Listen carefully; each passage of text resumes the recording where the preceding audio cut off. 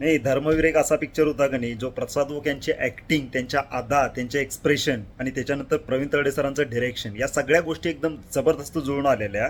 आणि ते सगळं जुळून झाल्यावरच तो पिक्चर एक चांगला, म्हणजे एक क्लीन चिट आपण जो म्हणतोय ना, सुपर सिक्सर, त्या पद्धतीचा बनला होता. पण त्याच्यानंतर पिक्चरचा एंड असा दाखवला होता की दिघे साहेबांचा मृत्यू झाला आणि तिथं पिक्चर संपला.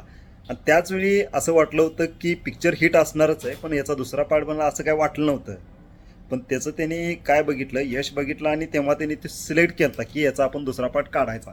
त्यानंतर प्रवीण तरडेनं असं विचारलं होतं की याचा दुसरा पार्ट येण्याची काही शक्यता, पण त्यावेळी त्यांनी नाही असं म्हटलं होतं.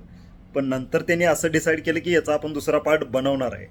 आणि त्याचा दुसरा पार्ट आता बनवून तयार पण आहे. आता दुसरा पार्ट आता येते ह्याच सप्टेंबरमध्ये, ऑगस्टमध्ये येणार होता पण सप्टेंबरमध्ये रिलीज होतोय.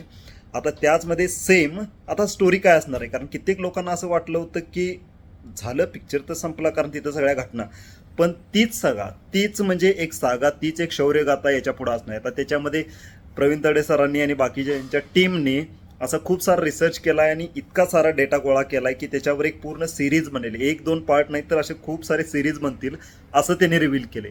तीच त्यांची शौर्यगाथा, तीच त्यांच्या अदा आणि तेच त्यांचे बेधडक निर्णय, हे सगळं आपल्याला दुसऱ्या पार्टमध्ये पण बघायला मिळणार आहे. आता उत्सुकता आहे की असे कोणते त्याच्यामध्ये डिसिजन्स आणि असे कोणते काय काय निर्णय त्यांनी घेतलेत आणि ज्या काय ॲक्शन घेतलेल्या आहेत ते आपल्याला बघायला मिळणार आहेत, हे दुसऱ्या पार्टमध्ये असणार आहे. तसं काही इतकं सगळं रिव्हील केलेलं नाही त्यांनी, पण आपण एक्सायटेड आहे. तसा गेल्या आठवड्यात नवरा माझा नवसाचा आला, त्याने सगळं घाण करून टाकली. पण या पिक्चरसाठी नक्की मी एक्सायटेड आहे. बाकी तुम्हाला काय वाटतंय ते अवश्य कमेंट करा.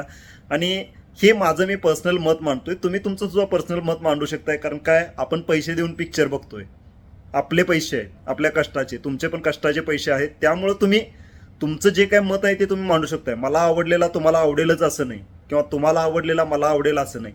पण आपण प्रामाणिकपणे आपलं मत मांडू शकतोय. आपण भारतात राहतोय आणि स्वातंत्र्य आहे. बाकी स्टे हेल्दी, स्टे हॅपी, निरोगी राहा आणि आनंदी राहा.